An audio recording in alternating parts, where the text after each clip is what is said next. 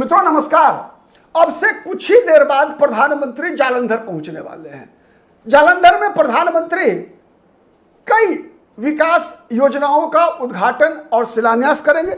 जो सबसे प्रमुख कार्यक्रम है प्रधानमंत्री का दोस्तों आज जालंधर में, उसमें एक नई ट्रेन सर्विस का उद्घाटन करना है और ये ट्रेन जालंधर से चलकर वाराणसी तक जाएगी। वाराणसी यानी प्रधानमंत्री का संसदीय क्षेत्र, वाराणसी यानी गुरु रविदास जी महाराज का जन्म स्थान। दोस्तों इस ट्रेन का नाम है गुरु रविदास जी महाराज एक्सप्रेस।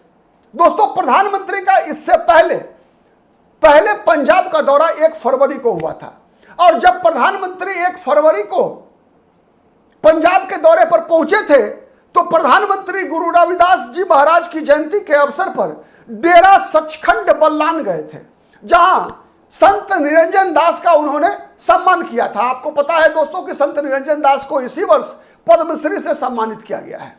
यानी प्रधानमंत्री के पिछले पंजाब दौरे पर आदमपुर एयरपोर्ट का नामकरण गुरु रविदास जी महाराज के नाम पर करना, आज जालंधर दौरे के दौरान गुरु रविदास जी महाराज एक्सप्रेस ट्रेन की शुरुआत करना और ये इस एक्सप्रेस ट्रेन का डेस्टिनेशन वाराणसी जाना, जो कि प्रधानमंत्री का संसदीय क्षेत्र है, साथ ही रविदास जी महाराज का जन्म स्थान है। दोस्तों जालंधर से रविदास जी महाराज का कनेक्शन, प्रधानमंत्री का सीधा आज पंजाब के होने वाले चुनाव के लिए भारतीय जनता पार्टी की तरफ से क्या यह चुनावी शंखनाद नहीं है? दोस्तों जालंधर के आज के दौरे और इससे पहले 1 फरवरी का प्रधानमंत्री का रविदास जयंती के अवसर पर पंजाब पहुंचना, पंजाब की 34% दलित आबादी को भारतीय जनता पार्टी के तरफ आकर्षित करने का एक महाअभियान है। दोस्तों पंजाब में अगर डेमोग्राफी के आधार पर देखें दोस्तों तो 57% सिख मतदाता है, 38% हिंदू मतदाता है और चूंकि दलित सिखों में भी है, दलित हिंदुओं में भी है और इन दलितों में सबसे बड़ी आबादी है दोस्तों सब रविदासिया समुदाय की। रविदासिया समुदाय की जो गुरु रविदास जी महाराज को ही अपना भगवान मानते हैं। तो ऐसे दलित मतदाताओं को प्रधानमंत्री आज फिर एक बार साधने के लिए पंजाब पहुंचे हैं। दोस्तों आपको पता है पंजाब में अगले वर्ष की शुरुआत में फरवरी मार्च महीने में विधानसभा के चुनाव होने हैं और इस विधानसभा चुनाव में भारतीय जनता पार्टी अपने बलबूते पर चुनाव लड़ने वाली है। दोस्तों वर्षों तक भारतीय जनता पार्टी का शिरोमणि अकाली दल के साथ गठबंधन रहा और जब तक भारतीय जनता पार्टी का शिरोमणि अकाली दल के साथ गठबंधन रहा तब तक भारतीय जनता पार्टी मानी जाती थी गठबंधन में हिंदुओं की पार्टी के रूप में। लेकिन भारतीय जनता पार्टी पंजाब के दलितों के बीच लगभग अछूत जैसी दिखती थी। लेकिन प्रधानमंत्री नरेंद्र मोदी के 2014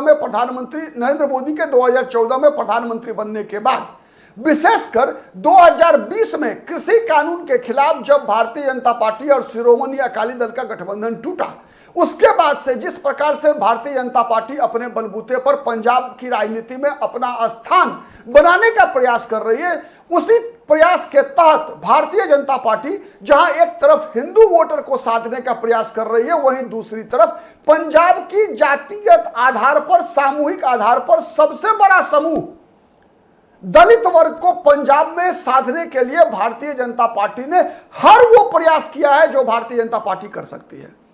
दोस्तों आज जालंधर जहां प्रधानमंत्री की सभा होनी है, प्रधानमंत्री के कार्यक्रम है, ये पंजाब के दोआबा इलाके में आता है। भौगोलिक दृष्टि से पंजाब दोस्तों भौगोलिक और राजनीतिक दृष्टि से 3 भागों में बटा हुआ है, मालवा, माझा और दोआबा। दोस्तों ये दोआबा का जो इलाका है वो सबसे छोटा इलाका है जहां 23 विधानसभा सीटें हैं और ये वो इलाका है दोस्तों जहां पर कि भारतीय जनता पार्टी के वर्तमान में मात्र 1 विधायक है। होशियारपुर जिले की मुकेरियन विधानसभा सीट से बीजेपी के जंगीलाल महाजन यहां से पिछले चुनाव में मात्र 2691 वोट से इन्होंने आम आदमी पार्टी के गुरध्यान मुल्तानी को चुनाव में पराजित किया था। दूसरा एक विधानसभा सीट है दोस्तों लुधियाना जिले, जालंधर जिले की जालंधर उत्तर विधानसभा सीट, जहां बीजेपी दूसरे नंबर पर आई थी। इसके अलावा शेष 21 विधानसभा सीटों पर भारतीय जनता पार्टी का कोई प्रदर्शन नोटिस करने लायक नहीं था। यानी ये वो इलाका है दोस्तों जहां प्रधानमंत्री की आज सभा होनी है, जहां भारतीय जनता पार्टी एक नॉमिनल प्लेयर रही है। चाहे भारतीय जनता पार्टी शिरोमणि अकाली दल के साथ गठबंधन में रही हो या फिर भारतीय जनता पार्टी पिछला विधानसभा चुनाव और लोकसभा चुनाव अपने बलबूते पर लड़ी हो। दोस्तों भारतीय जनता पार्टी जब 2022 का विधानसभा चुनाव अपने बलबूते पर लड़ी थी, तो भारतीय जनता पार्टी जहां 2 विधानसभा सीट पंजाब में जीतने में कामयाब हुई थी, वहीं मात्र 8 विधानसभा सीटों पर भारतीय जनता पार्टी के उम्मीदवार दूसरे नंबर पर आए थे। यानी मात्र 10 विधानसभा सीटें ऐसी थी दोस्तों जहां भारतीय जनता पार्टी का प्रदर्शन नोटिस करने लायक था।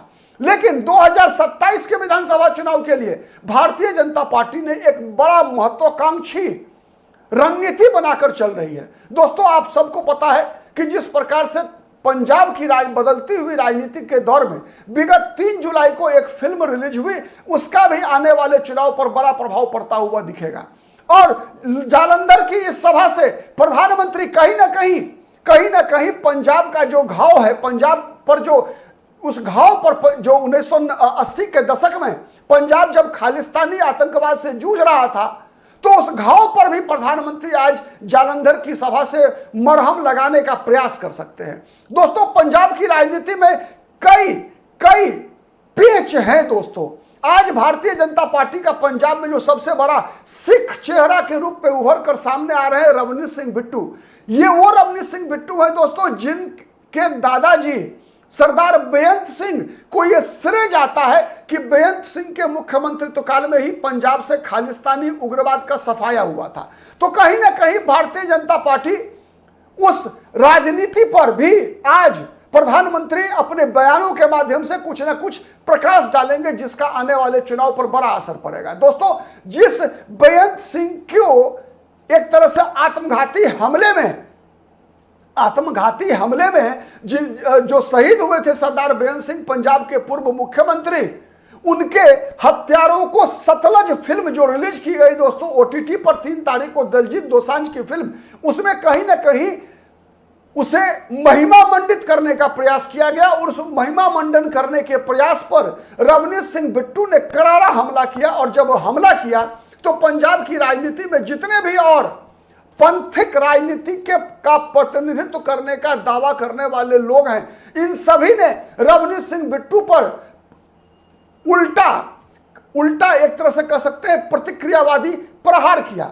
और इसका भी आने वाले चुनाव पर बड़ा असर पड़ता हुआ दिखेगा। दोस्तों पंजाब की राजनीति में ऐतिहासिक रूप से सिख वोटर 2 भागों में बटे हुए होते हैं। एक जो कट्टर पंथिक के साथ जाने वाले हैं, जिन पर कि आप कह सकते हैं कि एक रेडिकलाइजेशन जिनका समाज के अंदर हुआ 70 और 80 के दशक में पाकिस्तान के हस्तक्षेप के बाद, जिसके परिणाम स्वरूप खालिस्तान का आंदोलन वह परवान चढ़ा।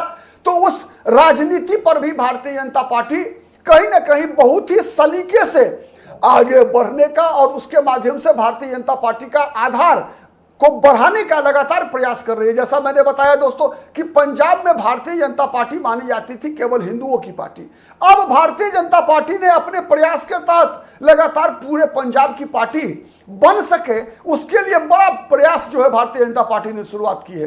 दोस्तों एक तरफ जहां भारतीय जनता पार्टी ने प्रधानमंत्री के दोनों दौरों, चाहे वो फरवरी का दौरा हो, चाहे संत निरंजन दास को पद्मश्री से सम्मानित करने का मामला हो, चाहे गुरु रविदास जी महाराज के नाम पर एयरपोर्ट का नामकरण हो, चाहे गुरु रविदास जी महाराज के नाम पर ट्रेन सर्विस शुरू करने का मामला हो, चाहे बनारस का संबंध गुरु रविदास जी महाराज के साथ जोड़कर प्रधानमंत्री ने कई बार इस बात को न केवल पंजाब की राजनीति को प्रभावित करने का प्रयास किया, बल्कि उत्तर प्रदेश और दिल्ली में भी आप याद कीजिए दोस्तों, जब प्रधानमंत्री ने स्वच्छता पखवाड़ा मनाना शुरू किया था, जब प्रधानमंत्री ने झाड़ू उठाया था, स्वच्छ भारत अभियान की शुरुआत की थी प्रधानमंत्री ने, तो आपको याद होगा कि गुरु रविदास मंदिर से प्रधानमंत्री ने इस कार्यक्रम की शुरुआत करके दिल्ली में एक बड़ा संदेश दिया था दलित समाज को। तो कहीं ना कहीं पंजाब में भारतीय जनता पार्टी के निशाने पर हिंदू मतदाताओं के साथ साथ दलित मतदाता, रविदसिया समाज के लोग प्रधानमंत्री के निशाने पर है, भारतीय जनता पार्टी के निशाने पर है। साथ ही भारतीय जनता पार्टी जट सिख को भी साधने का लगातार प्रयास कर रही है और उसी प्रयास के तहत मालवा से आने वाले केवल सिंह ढिल्लो को बीजेपी ने अपना प्रदेश अध्यक्ष बनाया है। दोस्तों, मालवा वो इलाका है जो पंजाब का सबसे बड़ा इलाका है, जहां 69 विधानसभा सीटें हैं और पिछले चुनाव में इन 69 विधानसभा सीटों में मात्र इन 69 में 66 सीटों पर आम आदमी पार्टी की जीत हुई थी। कांग्रेस मात्र 2 सीट जीत पाई थी, 1 सीट मात्र शिरोमणि अकाली दल चुनाव जीतने में सफल हुआ था। भारतीय जनता पार्टी और अदर्स को एक भी सीट पर सफलता नहीं मिली थी। दोस्तों, तो बीजेपी ने जहां मालवा से केवल सिंह ढिल्लो को प्रदेश अध्यक्ष बनाया, रवनीत सिंह बिट्टू को भारतीय जनता पार्टी पंजाब में अपना बड़ा चेहरा बनाने का प्रयास कर रही है। रवनीत सिंह बिट्टू के बारे में कहा जा रहा है कि भारतीय जनता पार्टी हो सकता है कि उन्हें मुख्यमंत्री पद का उम्मीदवार भी बनाकर चुनाव लड़े।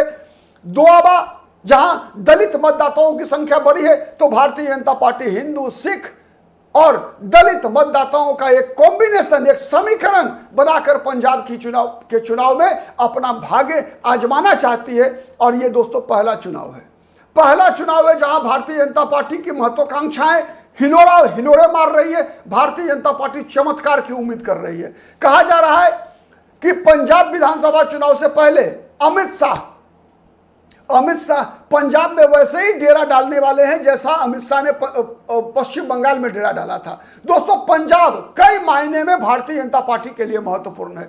इसलिए महत्वपूर्ण है पंजाब क्योंकि अगले वर्ष की शुरुआत में जिन 5 राज्यों में विधानसभा के चुनाव होने हैं, उत्तर प्रदेश, उत्तराखंड, पंजाब, गोवा और मणिपुर, इनमें केवल पंजाब ही एक ऐसा राज्य है दोस्तों जहां भारतीय जनता पार्टी की आज सरकार नहीं है। इसके अलावा पंजाब वह राज्य है दोस्तों, वह राज्य है जो सीमावर्ती है, जिसकी सीमा पाकिस्तान से लगती है। दोस्तों, पंजाब वह राज्य है पश्चिम बंगाल की तरह ही जिसका विभाजन हुआ था। जब भारत का विभाजन हुआ था तो ये 2 राज्य ऐसे थे दोस्तों जिनका विभाजन हुआ था, जहां पूर्वी बंगाल पाकिस्तान के हिस्से में गया था, पश्चिम बंगाल भारत के हिस्से में आया था। वैसे ही पूर्वी पंजाब भारत के हिस्से में आया था और पश्चिमी पंजाब पाकिस्तान के हिस्से में गया था। आज पाकिस्तान की सबसे बड़ी ताकत जो है वो पश्चिमी पंजाब है और पाकिस्तान के जितने भी अधिकतर सेना के अधिकारी हो, पाकिस्तान में रेडिकलाइजेशन जो है, जो अलगाववाद है, जो पाकिस्तान में आतंकवाद है, उसकी फैक्ट्री है पश्चिमी पंजाब। और उसी पश्चिम पंजाब से सटा हुआ इलाका है पूर्वी पंजाब का, जो भारत का पंजाब है। दोस्तों, ये पंजाब लगातार पाकिस्तान के गले में हड्डी की तरह बना हुआ होता है। पंजाब वह राज्य है दोस्तों जहां सिख बहुमत में है। कहा जाता है कि भारत की आर्मी हो, भारत का एयरफोर्स हो, इन दोनों जगहों पर सिखों की तैनाती सबसे ज्यादा होती है। और सिख वो है दोस्तों जो भारत माता के लिए, भारत की सीमा की सुरक्षा के लिए बलिदान करने में सबसे आगे रहा है।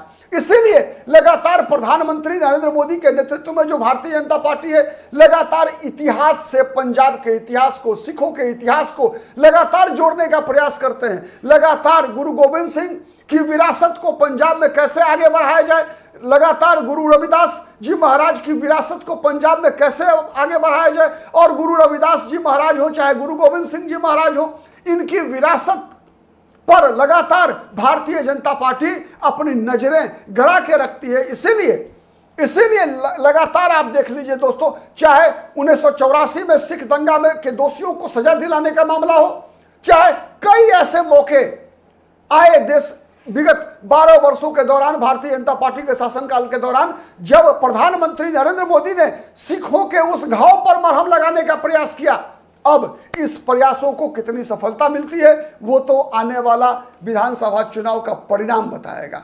आप क्या सोचते हैं कमेंट जरूर कीजिएगा दोस्तों, और हमारा विश्लेषण यदि पसंद आता है तो प्लीज लाइक कीजिए, शेयर कीजिए, जिससे अधिक से अधिक लोगों तक हमारी बातें पहुंचे। अब तक यदि पॉलिटिकल आइडिया को सब्सक्राइब नहीं किया है तो प्लीज सब्सक्राइब कीजिए। आज के लिए इतना ही, फिर मुलाकात होगी किसी अन्य मुद्दे पर। तब तक के लिए नमस्कार।